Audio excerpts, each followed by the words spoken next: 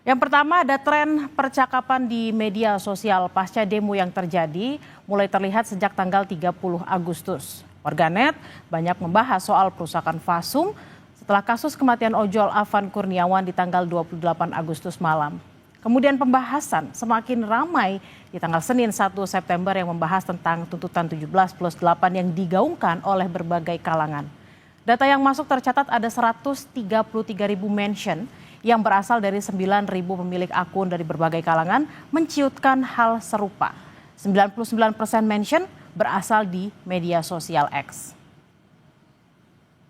Selanjutnya saudara, kita akan lihat perbincangan hal yang sama dari platform lain di luar X, di mana ada 69% masyarakat mengakses informasi soal demonstrasi lewat situs berita online. 4% mengakses lewat YouTube, 3% mengakses lewat Blue Sky, 6% lewat Instagram, 4% lewat Facebook, dan 14% lainnya lewat aplikasi Reddit. Kemudian saudara, kita juga lihat data dari top words atau kata-kata yang paling populer, di mana kata yang paling banyak diakses di media sosial adalah kata tuntutan dan tuntutan rakyat.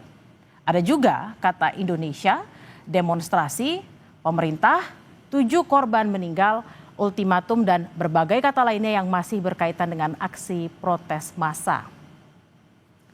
Saudara, sedikitnya ada 50 hashtag atau tagar yang digunakan warganet untuk menciutkan berbagai hal soal tuntutan kepada pemerintah. Yang paling banyak digunakan adalah tagar Riset Indonesia. Jumlahnya saudara mencapai 2.133. Selanjutnya juga ada tagar demo DPR, kemudian demo, tagar warga jaga warga, tuntutan rakyat, dan tagar 17+8 tuntutan rakyat. Untuk membahasnya lebih lanjut, saudara, sudah bergabung bersama Kompas TV, Ika Idris, Co-Director Monash Data and Democracy Research Hub. Selamat siang, Mbak Ika, dengan Bella di studio. Selamat siang, Mbak Bella. Jelas ya suara saya? Ya, jelas sekali Mbak Ika. Mbak Ika, ini kalau kita lihat tren di media sosial itu ada percakapan terkait demo. Makin ramai setelah kasus kematian pengemudi ojol ya, Afan Kurniawan. Bagaimana analisis Anda? Ya, memang kalau kita lihat dari percakapan publik itu kan ramai sejak 2 minggu yang lalu gitu ya, dan di puncaknya adalah minggu kemarin. Dari minggu kemarin ke minggu ini sebenarnya tren percakapan jauh sudah turun. Kalau minggu lalu itu sampai 11 juta, 12 juta percakapan gitu ya, minggu ini sudah turun di ratusan ribu. Utamanya memang terkait dengan kata kunci yang tadi. Nah, emosi warga juga di net gitu ya, itu sudah jauh berubah. Jika di minggu yang lalu itu dominasi emosinya adalah marah, antisipasi terkait dengan kerusuhan dan demonstrasi gitu ya. Ada juga yang takut dan ada juga yang sedih akibat tewasnya Afan gitu. Namun di minggu ini kita sudah lihat emosinya itu banyak bentuknya adalah harapan gitu ya. Walaupun masih ada juga sedih dan marah. Tagar-tagar pun seperti tadi yang sudah disebutkan itu sebenarnya jauh berbeda di minggu kemarin, di mana minggu kemarin itu tagar-tagarnya didominasi memang terkait dengan polisi dan DPR, seperti tagar polisi pembunuh rakyat, polisi pembunuh, atau polisi musuh bersama gitu ya, bubarkan DPR. Nah sekarang ini sudah didominasi tagar-tagar yang sifatnya memang memberikan jalan keluar gitu ya, dan motivasional seperti Riset Indonesia dan 17+8.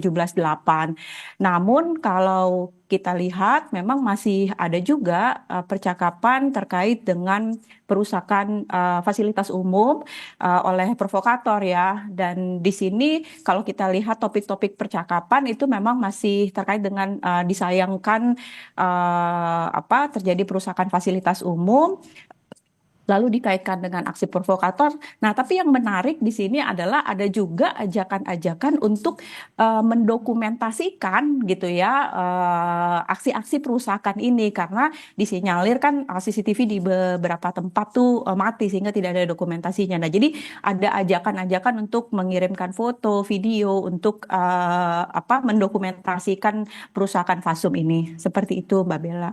Nah, Mbak Ika, yang memang terus disuarakan terutama di media sosial oleh warganet itu memang tadi tuntutan 17+8 yang memang makin hari makin sering dibicarakan oleh masyarakat gitu ya. Terutama untuk mendekati deadline-nya di kurang lebih kalau tidak salah tanggal 5 September ini. Nah, mendekati deadline ini seperti apa analisisnya Mbak? Pembahasannya apakah ada yang bergeser dari 17+8 itu? Apakah memang lebih mendalam lagi pembahasannya? Ya, jadi 17+8 ini selalu muncul bersamaan dengan kata kunci seperti tuntutan warga, demand gitu ya, itu selalu muncul. Nah, tuntutan rakyat, tuntutan itu yang muncul dengan 17+8. Jadi nggak semua pakai 17+8 ini sebenarnya. Nah, ini makin ramai, ini momentum penting karena ada 17 tuntutan yang harus dipenuhi dalam 1 minggu. Tapi kalau kita lihat, ini sebenarnya framingnya sudah masuk ke dalam framing-framing motivasional. Kalau di 2 minggu yang lalu itu framing-framing diagnostik ya, mencari kesalahan gitu ya, siapa yang salah, ada salah DPR, ada salah aparat, lalu ada framing-framing prognostik kayak bubarkan DPR. Nah sekarang ini sebenarnya sudah masuk ke dalam partisipasi digital publik yang lebih playful karena resikonya jauh lebih rendah gitu ya. Tujuannya itu memang membangun semangat kebersamaan, apalagi 17+8 ini kan simbol kemerdekaan ya tanggal 17 Agustus. Nah, jadi ini sekarang kita masuk ke dalam fase atau gelombang gerakan harapan kolektif yang menurut saya ini jauh lebih inklusif sehingga masyarakat luas itu lebih mau bersuara gitu ya, nggak takut-takut kayak kemarin kan takut bersuara, takut nanti kena macam-macam lah gitu ya, cuitannya atau postingannya. Nah ini mereka jauh lebih aktif dan karena merasa nggak konfrontatif gitu, terlihat juga ini sebenarnya lintas segmen. Jadi menurut saya sejauh ini netizen merasa gerakan ini gerakan kolektif yang seru dan bermakna gitu ya, apalagi ada ajakan untuk misalnya ganti foto, ganti warna foto dan segala macam gitu. Jadi kalau kita lihat sebenarnya di analisis emosi itu udah nggak lagi marah, tapi sudah masuk ke netral bahkan penuh harapan sebenarnya di minggu ini. Oke, baik. Lalu kemudian yang juga jadi pertanyaan banyak orang sebenarnya, terutama mungkin orang-orang yang senang nge-tweet atau berkomentar di media sosial itu ya. Sebenarnya cuitan di media sosial ini berdampak langsung nggak sih dengan kebijakan pemerintah? Jangan-jangan udah nge-tweet panjang-panjang nggak didengar juga gitu. Nah, satu tweet itu tentu juga akan berpengaruh ya, karena satu tweet itu akan jadi 10 tweet, akan jadi 100 tweet, akan jadi ratusan ribu tweet gitu ya. Akhirnya akan jadi trending topik dan memberikan pressure sebenarnya kepada pemerintah. Tapi kalau kita lihat di sini apalagi menjelang deadline, ini suasananya sekarang nih jauh lebih positif sebenarnya. Sehingga tapi pemerintah jangan terlena dulu ya. Justru lebih positif tapi audiensnya itu jauh lebih luas gitu ya, dan menurut saya ini memberikan tekanan politik dengan cara yang lebih konstruktif. Nah tentu kita harus terus mempost gitu ya, memberikan tekanan, memberikan gaung pada gerakan ini. Nah justru sebenarnya saat ini publik jauh lebih solid karena semua orang jauh lebih mau menggunakan ini dibandingkan tagar-tagar yang jauh beresiko di minggu kemarin gitu ya. Nah, di sini harusnya pemerintah memang tidak menutup mata dan kalau mau mendengar inilah momentum untuk mengambil tindakan nyata karena publik lagi tenang ya, katanya kalau mau dialog, mau berdiskusi gitu ya, mau mendengarkan justru di sinilah saatnya menurut saya.